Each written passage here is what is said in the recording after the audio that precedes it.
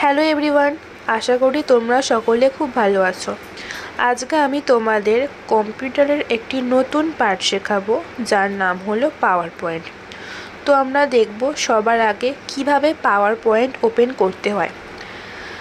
মনিটরের নিচের দিকে দেখবে লেখা আছে টাইপ হেয়ার টু সার্চ। দেখো, আমি জুম করে দেখাচ্ছি, লেখা আছে টাইপ হেয়ার টু সার্চ। এখানে আমরা পি টাইপ করব। পি টাইপ করার পরে দেখতে পাচ্ছ চলে এসেছে পাওয়ার পয়েন্ট। এবার এই পাওয়ার পয়েন্টের উপরে ক্লিক করলেই পাওয়ার পয়েন্ট ওপেন হয়ে যাবে।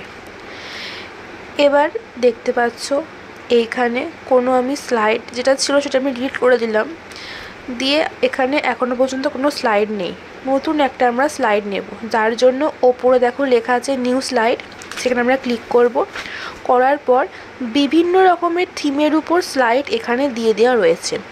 তোমরা নিজেদের ইচ্ছা মতন থিম চুজ করে এখানে তোমরা প্রেজেন্টেশন ক্রিয়েট করতে পারো।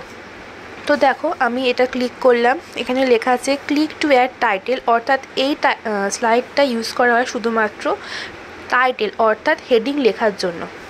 দেন এই স্লাইডটা সিলেক্ট করা হয়, ওপরে থাকবে হেডিং এবং নিচে সেই হেডিং সম্পর্কে কিছু কথা বা ছবি।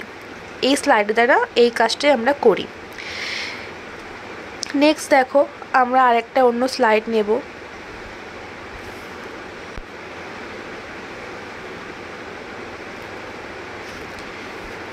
এই স্লাইডটা আমরা ইউজ করে থাকি কোনো কিছু তুলনা করার জন্য। যেমন ধরো, ওপরে আমরা বিষয়বস্তু অর্থাৎ হেডিং লিখব এবং নিচে যে দুটো বিষয়বস্তুর উপরে আমরা তুলনা করব সেই বিষয়বস্তুগুলো আমরা এখানে লিখব। এরপর আমরা নতুন আরেকটা স্লাইড নিয়ে নেব। নিউ স্লাইডে গিয়ে ক্লিক করব। দেখো, এবার আমরা নিচ্ছি এই স্লাইডটা।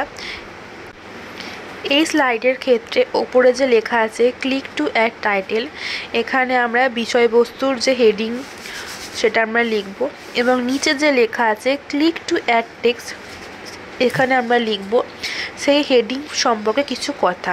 এবং তার পাশে যে লেখা আছে click icon to add picture, এখানে আমরা সেই বিষয় সম্পর্কিত কিছু ছবি দিয়ে দেবো, সেটাকে আরও আকর্ষণীয় করে তোলার জন্য। এবার আমরা নিউ স্লাইডে আবার যাব, গিয়ে নতুন আরেকটা আমরা স্লাইড নেব। এবার আমরা শিখব কিভাবে ভিডিও এডিট করতে হয়। তার জন্য আমরা যাব অ্যানিমেশনে। দেখো, এই লেখাগুলো একটু আবছা হয়ে আছে, কারণ আমরা কোনো কিছু টেক্সট করিনি, টাইটেল দিইনি, পিকচার দিইনি। যখনই আমরা টেক্সট লিখব, পিকচার দেব, তখনই এই আইকনগুলো আরও উজ্জ্বল হয়ে যাবে। এইভাবে আমরা ভিডিও এডিট করতে পারি। যেমন তোমরা মোবাইলে করো ঠিক তেমনভাবেই এখানে করা হয়। খুব একটা শক্ত কাজ নয়, খুবই সহজ।